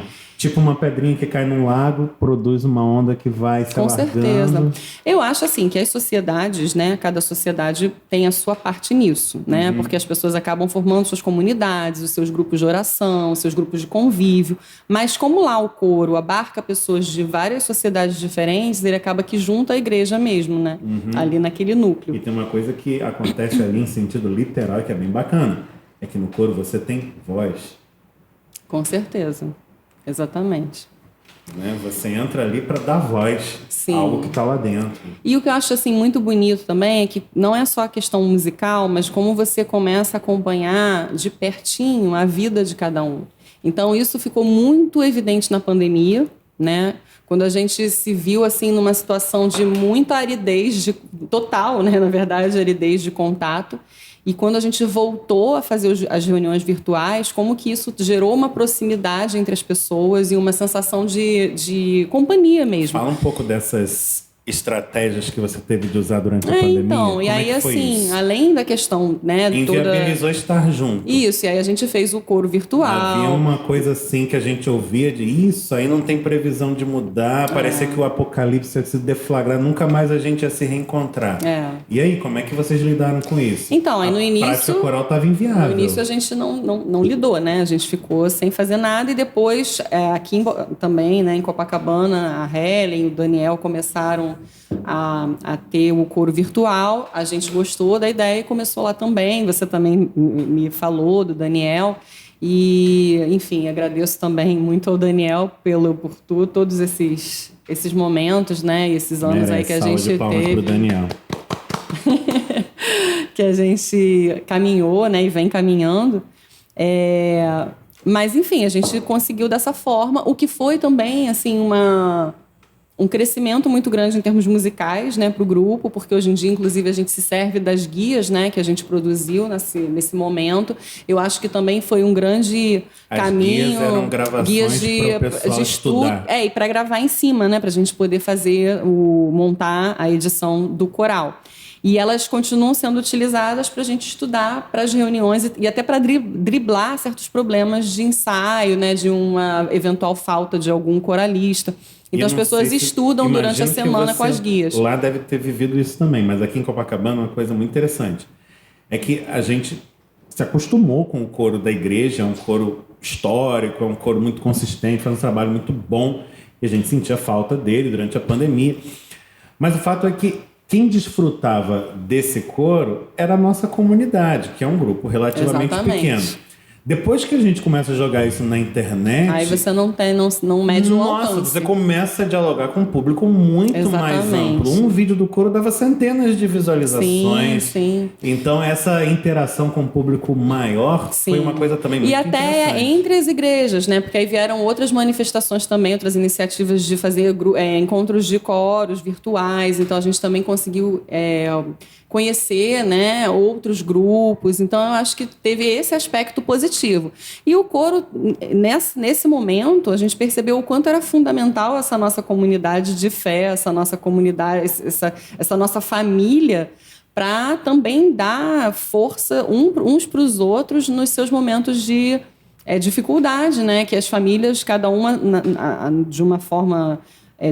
cada uma do seu jeito, né, e com as suas questões, atravessou, né, essa pandemia, e o coro tinha vezes que a pessoa que tinha sido consolada já estava consolando, né? Então foram muitos desafios, muitas coisas que o coro estava ali, né? As pessoas juntas, orando, né? Que era então assim, o coralista do coral lá de Botafogo, ele estava comprometido com o seu grupo, participando dos trabalhos lá.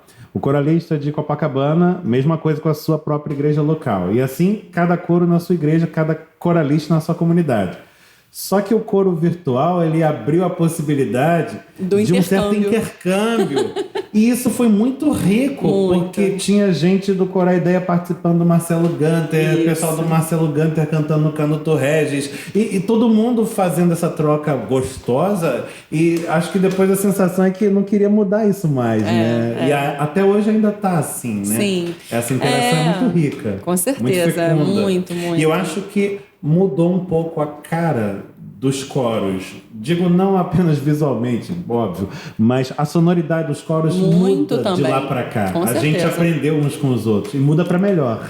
E fora também os próprios coralistas em casa cantando sozinhos para fazer os seus vídeos, o quanto aprenderam, fizeram uma caminhada solo aí, né? Se ouvindo, aprendendo, né? A sua voz. E isso é como eu disse, quando você se percebe, né? E se entende, vê as suas potencialidades de uma forma mais assim, né? Contundente. Você chega na comunidade de uma outra maneira também, né? E vendo, puxa vida, eu posso acrescentar aqui. E isso tem acontecido também, né? O coro se enriqueceu muito com as pessoas percebendo, poxa, eu faço diferença, né? Eu tenho um papel aqui, né? Fora a questão mesmo do seu louvor, da sua oração, né? Individual, mas do seu papel naquela comunidade, né? Em todos os sentidos, no sentido musical, mas também no sentido da comunidade de fé, né? De um orar pelo outro. Enfim, e é isso. Eu acho que as pessoas aprenderam muito, né? Com essas experiências. Sem dúvida. Acho que quem gravou, estudou e repetiu aquilo tantas vezes que assimilou de uma maneira que não perde mais. Né? Com certeza. Veio muito mais fortalecido. Quer dizer, no fim das contas, a pandemia era uma coisa muito ruim. Ninguém tem dúvida disso, né? Muito. Mas não quer dizer que não tenha deixado também um saldo positivo em algumas coisas. Acho que como todas as lutas, dificuldades que a gente enfrenta na vida. É verdade. A gente supera aquilo ali e sai mais forte, né? Uma e acho que isso é uma coisa tremendamente né? bíblica também, né? Sim. A Bíblia vai ensinando isso pra gente, né? Com certeza. Bacana. Claro, eu gosto de desenhar. Não sei se você sabe disso. Não. Porque é uma coisa que eu guardo mais pra mim. Mas não sou nenhum grande desenhista, não. Porém, eu nunca tinha arriscado aquarelas. Aí, um tempo atrás, eu falei, Thaís, queria aprender a mexer com aquarelas. Só que eu nunca tentei. Aí eu comprei um kit de aquarelas. Eu vou começar a desenhar. Aí eu descobri que tinha que ter um pincel apropriado, que eu tinha em casa não funcionava. Aí eu comprei o pincel. Aí depois descobri que tinha que ter algum tipo de recipiente para eu misturar as tintas e fazer ali as combinações de cores. Aí eu fui e comprei. Quer dizer, o primeiro momento foi encontrar o material e descobrir que dá para usar, mas depois eu fui percebendo que precisava de outros recursos para usar melhor tudo aquilo ali. Mas quando você chega em Botafogo, você descobre também um material excelente, dá para brincar, mas tem coisas que eu vou precisar fazer, investir para extrair ainda mais resultados desse grupo. O que exatamente você encontrou? O que você fez e investiu de lá para cá? O que você sente falta? A distância entre o real e o ideal?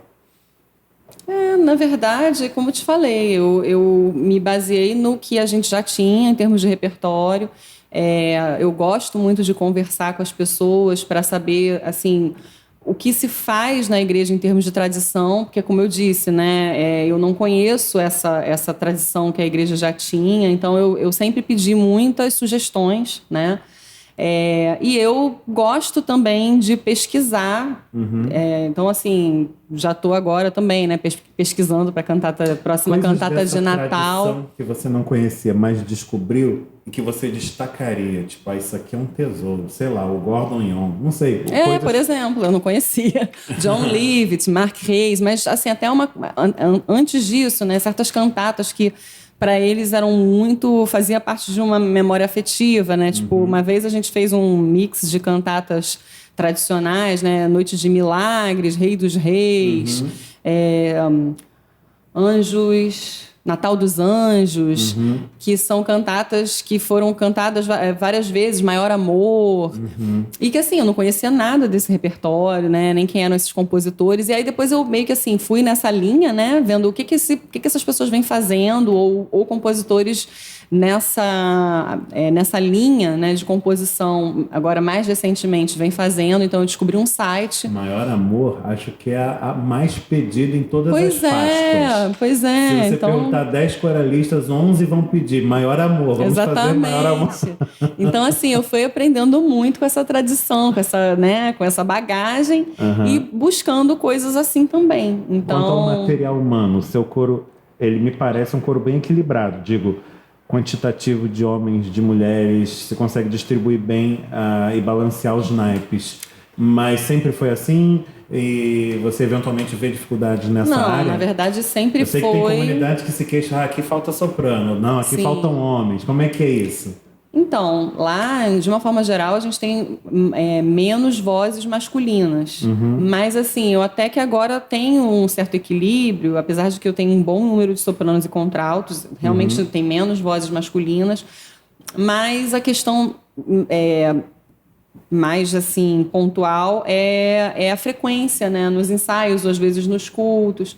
Então, porque também tem essa questão, né? Os componentes do coro, os membros do coro, eles são muito... Isso vem de uma coisa boa, eles são muito ativos na igreja, né? E muito comprometidos com uma série Participam de várias coisas ao mesmo tempo. De coisas, de vários setores, né? Encargos. Então, existem muitos compromissos que...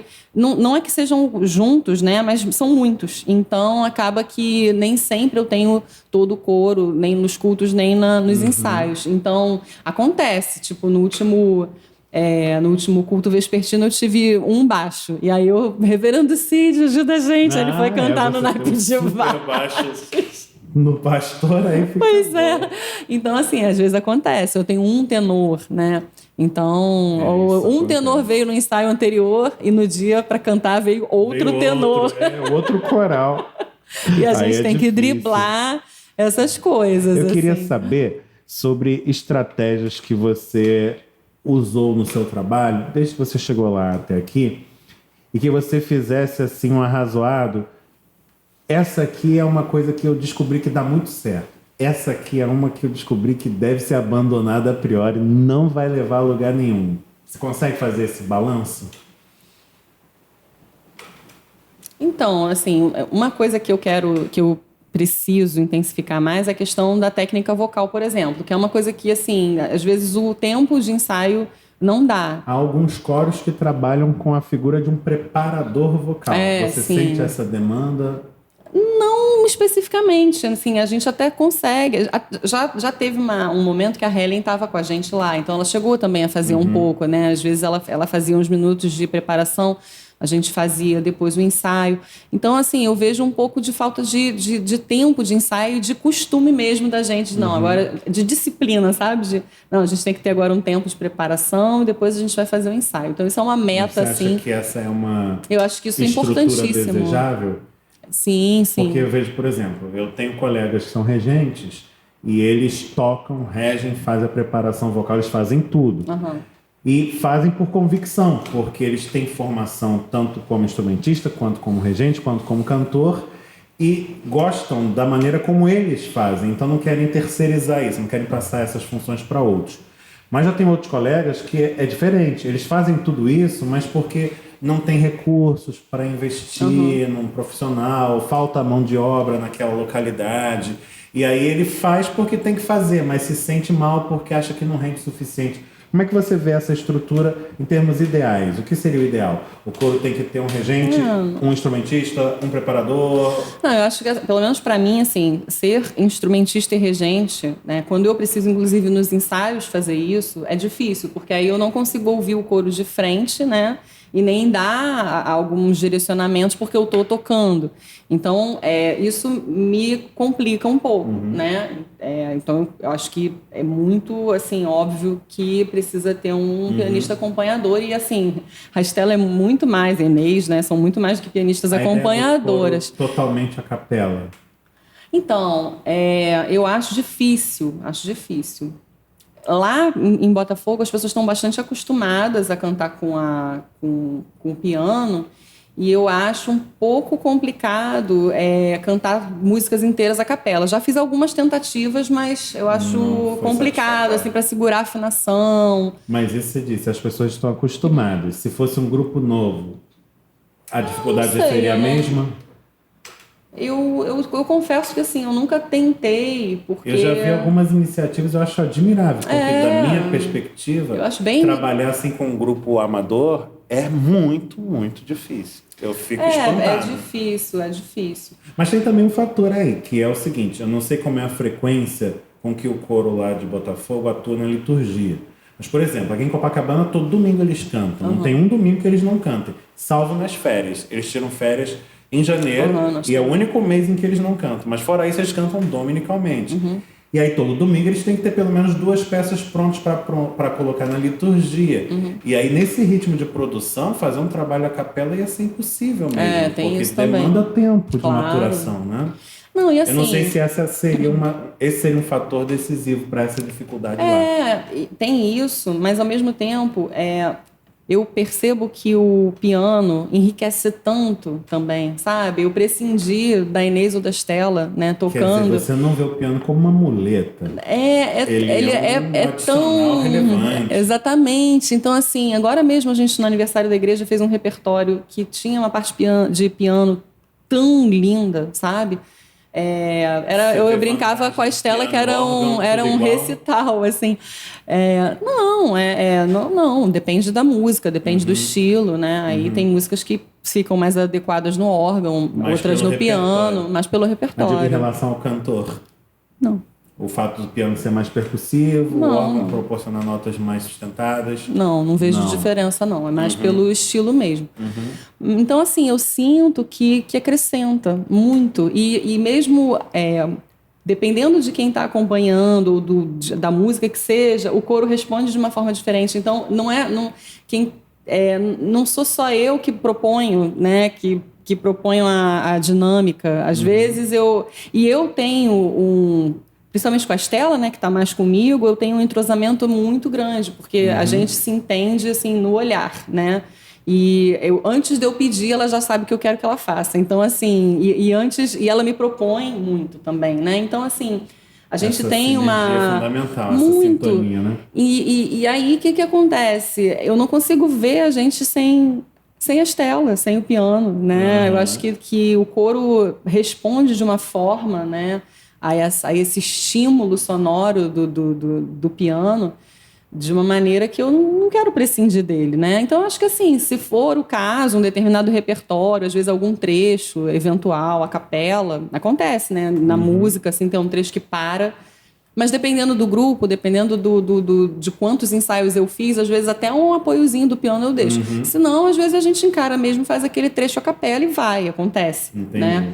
Mas de preferência com o piano, assim, ajuda bastante a gente. Bacana.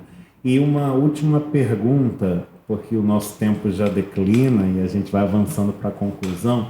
Aliás, última não, é a penúltima, porque tem uma que eu preciso fazer no final para fechar. O lugar do coro na construção da sua espiritualidade, essa sua vivência com o coro Marcelo Ganter, a vivência na música da igreja, em particular da Igreja Presbiteriana de Botafogo, como isso impacta a sua espiritualidade, impactou a sua relação com Jesus? Eu acho que assim, impactou num primeiro momento, porque foi justamente através dela que eu voltei para a igreja, né?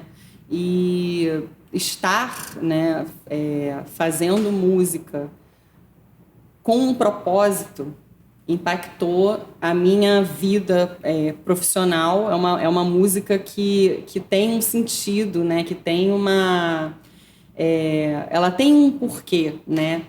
E isso, para minha vida espiritual, é a forma também como eu louvo, né? Então o que eu faço e o que eu transmito para o grupo, né? Como também a gente já falou sobre isso antes. Quer dizer, quando você está ensaiando, você está louvando. Sim, não é só orando no culto, cantando. E agradecendo, ou dependendo da letra, né, pedindo perdão. Então, eu não consigo dissociar, né, o que a gente está fazendo. É claro que assim, eu estou ali no ensaio, muitas vezes preocupada com os aspectos musicais, né? Mas eu sempre falo pro coro, né? A gente vê nota, não sei o quê. Aí, bom, gente, olha só, a parte agora é das notas, acabou. A gente já viu tudo que tinha que ver, né? Agora você vai louvar, você vai fazer a sua oração. Então, uma coisa que também as pessoas falam muito, né? Que ouvem o coro Marcelo Ganter e entendem tudo que é cantado, né? Entendem todas as palavras. E eu falo muito assim para eles, assim, né? Eu falo muito para eles porque a gente tem que falar com sabendo o que a gente está falando. A gente não pode ligar o automático, entendeu? Bacana. Ou ouvir, cantar aquela música, que música linda, nossa, eu adoro essa parte. Eu falo, inclusive, às vezes para ele, adoro essa parte, mas assim, eu sei o que eu estou cantando, né? Então, a letra das músicas impacta demais na gente, né? E eu quando tô... E uma coisa interessante... Para essas letras, né? Exato. Se a gente não pegar a letra, ficou só com o veículo. Exatamente. E é interessante porque assim, a forma como eu faço música na igreja é diferente de todos os outros ambientes que eu faço música. Em todos os sentidos. Quando eu rejo coro, em cantata eu fico um pouco mais assim apreensiva, mas eu não fico pensando, eu não fico medindo, eu não fico assim, será que aquele pedaço vai sair? Você se sente em eu comunhão? Eu me entrego, sabe? E eu Você sinto... experimenta uma coisa transcendente? Sim. E às vezes, assim, às vezes não, várias vezes eu escolho um determinado repertório. Eu sinto que realmente assim tem o Espírito Santo, né? Ele conduz o trabalho, porque eu escolho um repertório e ele se encaixa com a liturgia, ele se encaixa com a pregação. Às vezes acontece o contrário, assim, tá tendo a pregação, eu falo não, a gente tem que mudar de música, a gente vai e muda para poder se adequar. Que bacana. E eu me sinto, né, regendo completamente entregue, sabe? Completamente... eu não faço de uma forma burocrática ou de uma forma técnica, sabe? E isso, desde o começo, quando eu pouca experiência tinha, eu sempre me senti dessa forma. Tocando eu fico um pouco mais travada, assim, um pouco mais... Que maravilha. Mas mesmo assim, o próprio fato de tocar me deu mudou também a minha forma de tocar fora, né? Mas você sabe que isso determina o seu resultado, porque quando a gente ouve o coro e ouve a sua direção na voz do coro, a gente capta isso tudo. Isso é muito marcante. Eu realmente... Tem muita assim, verdade. Muita verdade, ali, né? muita verdade. Muita verdade. Muita verdade. Não é encenação. É muito fantástico. É. Porque você vai assistir um coro profissional na sala de concerto, você não vai ter isso. E lá, tecnicamente, tudo vai ser excelente. Mas quando você ouve isso, é porque tem muita verdade, tem muita espiritualidade ali, né? E assim, aconteceram também momentos na minha vida muito... e eu agora tenho que falar sem me emocionar. Pode se emocionar, Clarinha. Às vezes que a minha avó ficava doente, não era música do coro, era um corinho que falava, aquele que a gente conhece, né? Vou seguir os passos de Jesus. Vão levar comigo a minha cruz, se os espinhos ferem os meus pés, eu vou descansar nos braços de Jesus. Então, assim, essa música foi muito importante nos momentos que eu vivi com a minha avó. E é isso. Então, a música, o louvor, ele faz parte da vida. A gente, às vezes, está passando uma situação e vem um louvor, né? Quantas pessoas falaram agora na pandemia que o Andai com Deus ficava no repeat, né?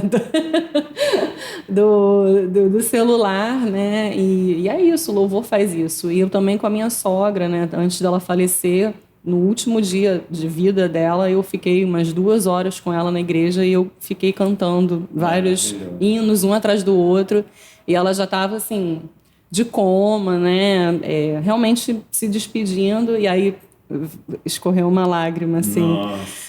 Então, essa memória você vai guardar para o resto que eu não esqueço nunca mais. Então é isso. A minha espiritualidade está completamente vinculada Deus seja à louvado. música. A última, Clarinha, para a gente fechar. Se você só tivesse essa oportunidade de deixar um conselho, partilhar uma experiência, enfim, legar uma palavra para aqueles nossos irmãos, irmãs, companheiros de caminhada que nas suas igrejas estão também desenvolvendo trabalhos musicais e precisando ouvir uma palavra de alguém que já tem uma vivência, que já percorreu um caminho, que palavra você deixaria? Que conselho? Que experiência você partilharia? Então, acho que um resumo assim da nossa conversa é como a música tem essa força, né, esse poder transformador em todos os sentidos, né, desde uma conversão, né, ou de levar uma palavra de consolo, de força, né? Então, a música é muito importante para a liturgia, independente de como ela seja. Se vai ser um corinho, se vai ser uma música instrumental, se vai ser uma música coral. Então, eu acho que a música é fundamental na comunidade, independente de como seja, até porque a música sacra, como também a gente falou, né, ela tem uma letra, ela tem uma letra que vai falar, mas o importante é como você usa essa música para o seu louvor, na sua realidade, né? E eu acho que assim não tem uma regra, né? Cada comunidade tem a sua maneira de fazer. Isso eu acho que assim, ouça a sua comunidade. Ouça as demandas da sua comunidade. Não imponha determinados pensamentos ou determinadas formas de fazer porque você acha que é a melhor, né? Ou a mais eficaz, enfim. Então, eu acho que para ter um trabalho musical, qualquer que seja, isso tem que ser também outro mote aí da conversa, isso tem que ser uma verdade para aquele grupo, né? Então, o grupo precisa ser ouvido, né? No que ele quer fazer, como ele vai gostar de fazer. E eu acho que aí não vai nenhuma imposição, né? Porque as pessoas vão fazer acreditando naquilo, né? Fluir. Então, não é uma... E por mais que tenha a história do hambúrguer com a fibra, né? Uma troca, né? Entre as pessoas, entre amadores e profissionais, enfim. Mas, sobretudo, aquilo tem que ser verdadeiro, tem que ser... significativo e as pessoas têm que sentir que daquela forma elas estão falando com Deus, né? E aquilo está transformando as suas vidas. Então é isso. Tem que ser da forma que a comunidade entende, né? E deseja fazer. É como eu vai fazer bem faria, pra eles, né? E vai fazer bem para quem tiver ao entorno, né? Então, exatamente. Tudo isso aí vai ser muito E aí a gente vai ver o brilho no olho também, né? Vai ser maravilhoso. E Jesus na face de cada um. Com certeza. A gente vai chegando ao final. Se você gostou desse vídeo, gostou desse conteúdo, deixa o seu comentário aqui embaixo. Se as nossas experiências, as vivências foram partilhadas pela Clara, despertaram memórias em você que você gostaria de compartilhar, fale com a gente, comente aí também. Se você gostaria de desenvolver um pouco mais algum desses tópicos, comente também para a gente saber e poder aproveitar esses insights. Tudo isso vai nos abençoar demais e abençoar a outros que vão poder se beneficiar de tudo isso que vamos realizando aqui. Se você ainda não se inscreveu no nosso canal, faça isso agora. Inscreva-se, ative o sininho de notificações, aproveite e visite. A gente fez um encontro dos coros digitais do nosso presbitério e ali tem um balanço geral de tudo que foi produzido ao longo do período da pandemia. Esse encontro é maravilhoso e o coro Marcelo Ganter, da Clara Albuquerque, participa também. Assista, compartilhe, vamos ajudar a impulsionar esse diálogo para que mais e mais pessoas possam se beneficiar dele. Claro, a gente se despede de você agradecendo imensamente a sua generosidade por estar conosco. Que a bênção de Deus continue sobre a sua vida, Amém. sobre o coro Marcelo Ganter, sobre a sua igreja. Manda beijo e abraço para a turma toda lá. E olha, o papo foi tão bom que acho que a gente vai ter que marcar um retorno para a gente desenvolver aí mais um tanto de assuntos que ficou faltando abordar. Fiquem todos na paz de Cristo Jesus e até o próximo, se Deus quiser.